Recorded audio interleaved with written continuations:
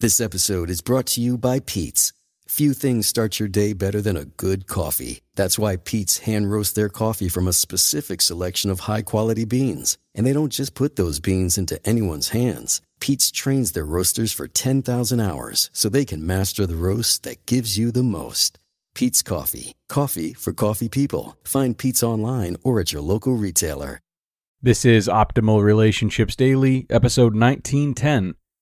Is it possible to live clutter-free with kids? By Cora Gold with thesimplicityhabit.com. Hello, everybody, and welcome back to ORD for another parenting episode, hosted and narrated by me, Greg Audino. Thank you so much for being here and ringing in another episode, and this one comes on behalf of Cora Gold, who is a guest writer over at The Simplicity Habit. Let's hear her thoughts on whether or not it's possible to live clutter-free with kids as we optimize your life. Is it possible to live clutter-free with kids? By Cora Gold with thesimplicityhabit.com. Is it possible to live free of clutter with kids? Some parents would say absolutely not, while others are proud of their tidy homes. Either way, messes happen, whether you have little ones or teenagers. Toys overflow from baskets, or you might feel a sharp pain in your foot as you discover a Lego brick in the dark. Laundry piles up like a volcano peak each week, and you find yourself constantly picking up an endless amount of stuff. Some days, when you're tired, you mostly ignore the piles of clutter. Yet, when something as important as your keys go missing, you may find yourself frustrated, as well as motivated, to get things picked up. Does this sound familiar? You're not the only person to struggle with clutter in your home. Unfortunately, many parents struggle with clutter, and studies show that it can have significant effects on your mental as well as physical health. However, it is possible to live clutter-free with kids. Here are some tips to help. 8 tips for living clutter-free with kids. Number 1. Lead by example. When it comes to living clutter-free, it's best to focus on your own things first. Set the example and let your kids see you declutter your things, and then enjoy the benefits of having a decluttered space. A surefire way to make everyone in your home hate decluttering is by getting rid of their things first. Everyone should have a say in what stays and what goes. It helps the process go much more smoothly when you focused on what's yours initially. Number 2. Address your biggest pain points. If you're unsure of where to start decluttering in your home, consider the things that are no longer working for you. Think about what areas you'd like to have more joy, excitement, quiet, patience, or fun. Then consider the times you feel most stressed, unappreciated, and annoyed. Take note of the moments where your feelings come up and discover where you can make room for changes. Set goals for your home and consider how it will best function for your family. Number 3. Adopt the mindset that less is more. Of course, you can sell the items you no longer need, toss them out, or donate many of your family's things. However, there's more to it with the less is more mindset. What do you want to do to make life simpler? Do you have a dollhouse taking up space long after your child outgrew it? Is it selling that boat to downsize because it's been sitting in your garage for too long? Or maybe you're longing for mornings and evenings to run more smoothly. Do you wish family meal times were easier? Being clutter-free and adopting a simpler lifestyle is about making room for life. One way to do this is to value memories over buying toys and games. Of course, it's all about finding a balance, too. Toys can add value to your little one's life, but always giving in to the urge to buy new things can impact their creativity and independent playtime. Instead, you could encourage your kids to play with the toys that inspire imaginative play and become part of the memory-making experience. Number 4. Rotate through toys. Speaking of toys, many people will have the urge to buy them because they think their kids get bored with what they have. Yet, before you click Add to Cart, rotating toys is something you could try. Consider looking at what your kids currently have. Gather the ones that they don't play with and store them away. Next, you can rearrange what's left. That way, they can actually see what toys they have. Once the shiny feeling wears off, you can switch the displayed toys with those in storage, You'll love this idea because it keeps things clutter-free, while the kids get to enjoy the toys that they forgot they had. Number 5. Declutter toys and clothes regularly. If you want to live a more simple lifestyle, letting go of stuff cluttering your home is necessary. To control the overflow of toys, it helps when you take a two-way approach: contain and donate. To contain, start organizing toys by placing small baskets and bins near the living room or stairs.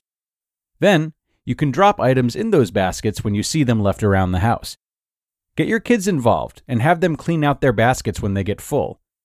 Large storage bins might be unmanageable and stressful. You might find small containers to be more appropriate for your storage system, especially for those single collections of toys with tiny accessories. Consider giving toys a specific home and working with your children, teaching them how to put their things back in their places. To donate, many parents might find it easier to clear out toys without their child's input. However, you can make your child part of the process by teaching them the difference between wanting and needing. This process helps your child to understand it's okay to let go of things that are no longer being used. Some children can make it very difficult to maintain a clutter-free environment. They want to keep everything that's in sight. However, involving them in a seasonal cleanup will help them get into the practice of learning to let go. Number 6. Clean up the clutter as you go. When you come home tired, knowing that there's dinner, homework, baths, and bedtime still to come, clutter tends to pile up during our busy schedules. For instance, you might notice all the junk mail and odds and ends sitting on the kitchen table or countertop. Then, when it's overflowing, you decide you'll manage it later and put it away in the junk drawer. The solution to this is to take care of it right away. Have a recycle bin near your entry door and trash it as soon as you enter the house. Number 7. Clear piles of stuff over time. Trying to declutter everything at once is overwhelming. Focus on one specific area at a time and encourage family members to do the same. Over time, you will have decluttered your entire home. Afterward, work on creating daily decluttering habits. Doing small things here and there makes a big impact over time and helps prevent clutter from piling back up.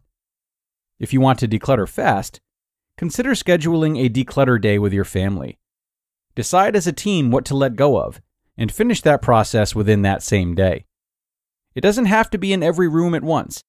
Pick one room to work through together to declutter all the things no one loves or uses anymore. And number 8, simplifying your family life. Living clutter-free with kids isn't only about the stuff that you have in your home. It's also how you manage your schedule. Does your family have adequate downtime? Or do you find yourselves worn out from constantly going from place to place? When striving to live clutter-free with kids, there's no single right way to do it. Being flexible and finding balance are important when working to live simply. Every family situation is different, and it's okay if you don't have the same version of simple as someone else. Make your choices based on what works for you and your crew, and don't worry about the rest. You just listened to the post titled, "Is It Possible to Live Clutter-Free with Kids?" by Cora Gold with thesimplicityhabit.com. Wait, are you gaming? On a Chromebook? Yep. It's got a high-res 120Hz display, plus this killer RGB keyboard. And I can access thousands of games anytime, anywhere. Stop playing. What? Get out of here. Huh? Yeah, I want you to stop playing and get out of here so I can game on that Chromebook. Got it. Discover the ultimate cloud gaming machine, a new kind of Chromebook. ABC Wednesdays. Celebrity Jeopardy is back. Damn! Look at it! Hosted by me, Ken Jennings. Yeah! A new season of powerhouse celebrities compete Go big or go home. to win $1 million for charity. When celebrities take the Jeopardy stage, anything can happen. Bet it on! What is zombie? What is Arctic? What is the incorrect answer to this question? Celebrity Jeopardy in primetime. Wednesdays on ABC and stream on Hulu. And thanks to Cora for this one. Kids and clutter seem to be two peas in a pod, needless to say. Legos and laundry piles don't necessarily make for the ideal living space for most people. But let's hone in on one point from this article. The idea of valuing memories over buying toys and games. It's a part that many parents might gloss over, focusing on the less is more catchphrase.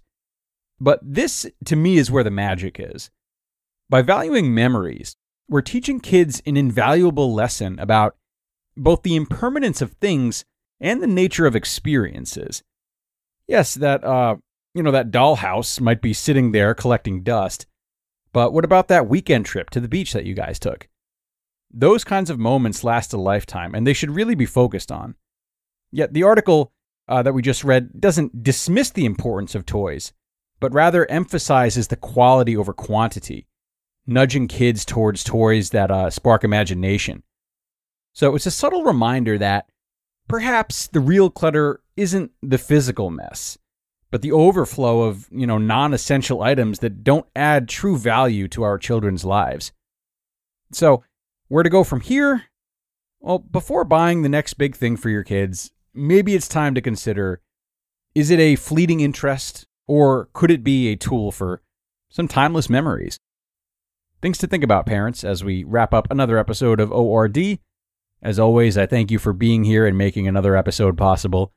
I also thank you for choosing your relationships today and doing right by them by tuning in. Enjoy your Friday if you're listening in real time, and be sure to come on back tomorrow for more, where your optimal life awaits.